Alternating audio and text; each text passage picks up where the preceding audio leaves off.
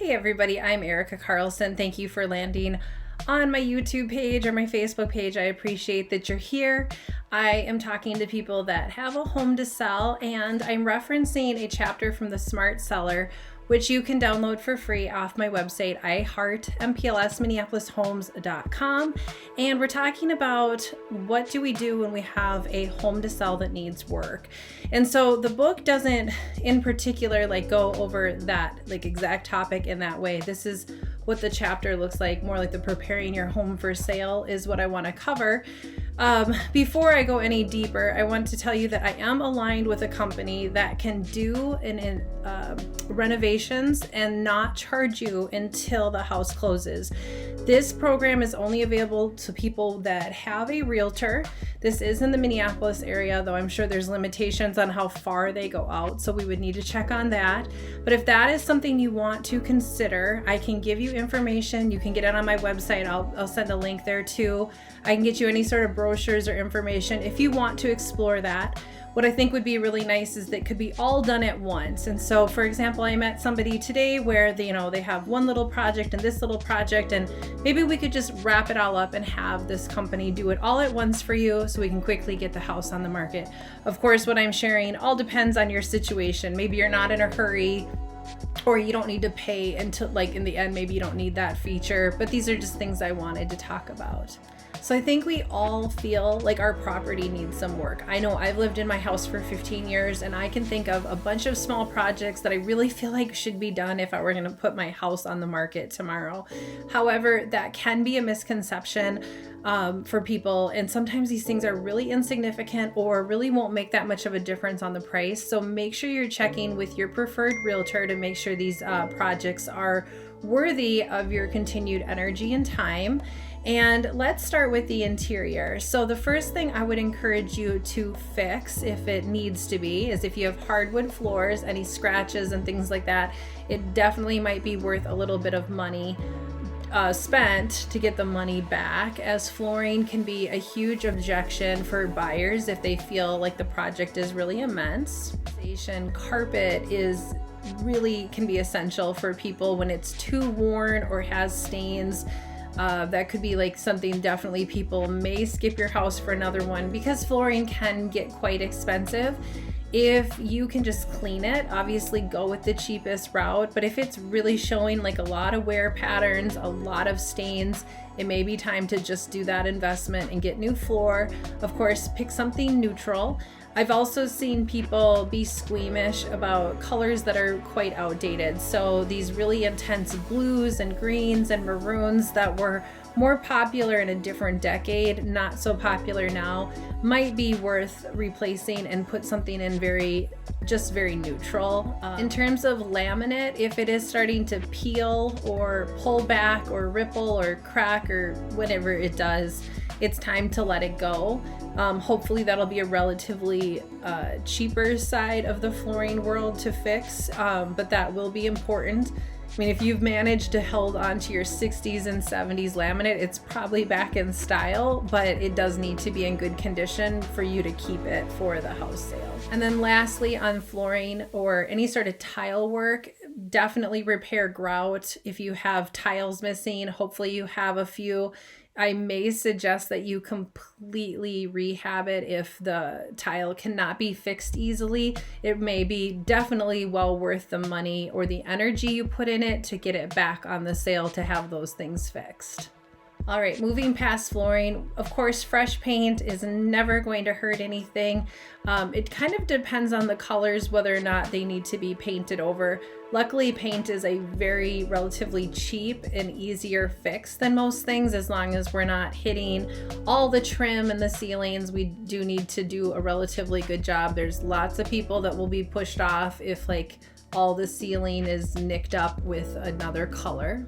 So in terms of your furnace or your boiler, having it at least serviced and looked at will really go a long way. People do look at the stickers and are looking to see that you were keeping those parts of your house up to date and well taken care of, as those things can be very expensive for people to replace. And so showing maintenance is huge, and I would highly recommend doing that right before the house goes on the market to show people it's in good working order. Remove any appliances or fixtures that you intend to keep.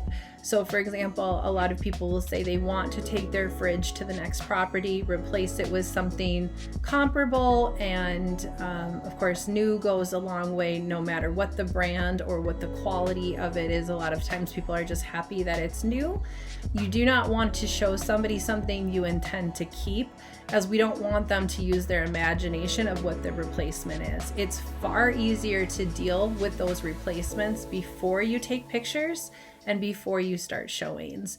If you don't be surprised that the buyer intends to keep those things, and we could definitely avoid that fight if it was thought of in advance.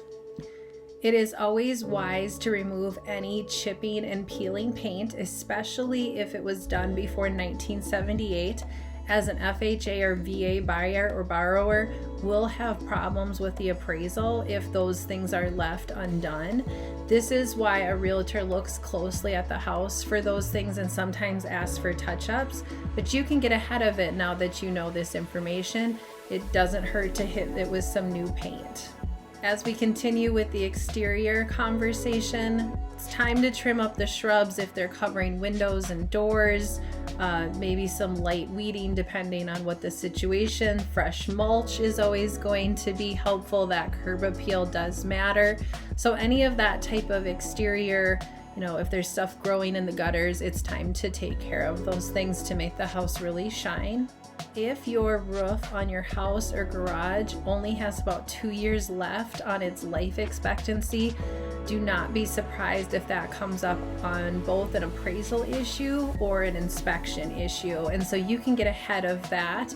It also tends to be a lot more cost effective for a seller to work with their insurance agency to take care of that while they're still the owners versus asking a buyer to assume the cost.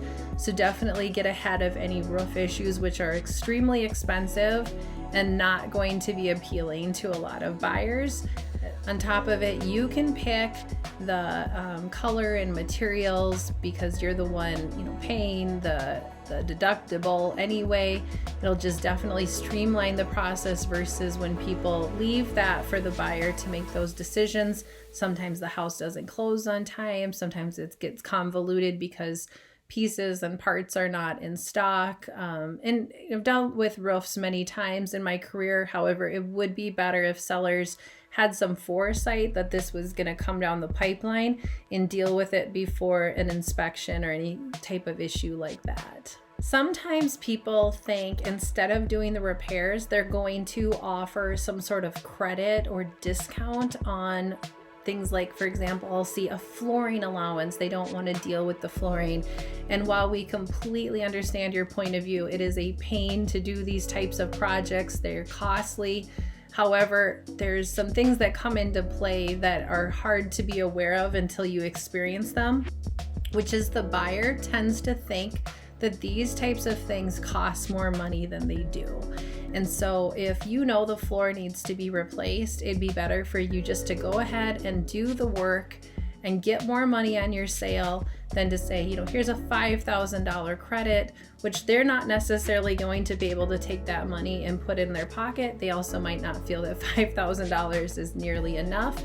So making those selections and just getting ahead of it is going to make the whole transaction smoother for you and potentially and most likely help you make more money than trying to work out some sort of credit and compromise, which is probably going to hurt you in the long run.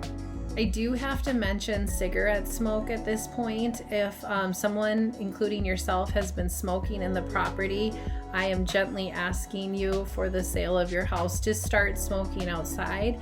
Everything is going to have to be washed down, potentially repainted. An easier way to get rid of smoke smell is to start removing fabrics that cling, like a drape. Flooring can hold on to cigarette smoke. You might need to rent an ozone machine. It is an objection when people come into houses and they have strong smells. It could be pets, cigarettes, mildew. I walked in one yesterday. I thought it was a combination of all three. Now, of course, if someone's a smoker, they might not mind, but the current culture of cigarettes is that generally people are not going to give you top dollar for cigarette smoke smelling houses. And so I'm not picking on anybody. I'm just trying to give facts. I would definitely think about how to remedy that before listing the house. All right, so in conclusion, I started with this, I'm going to end with it. It is not going to hurt to talk to a realtor. Even if you're thinking about selling the house in a few years, there may be projects that you could start kind of slowly tackling if you knew that they were going to be objections. As much as I want to believe this video is a catch-all, it's not. Your house is your house, it's individual. I might not even be in your area.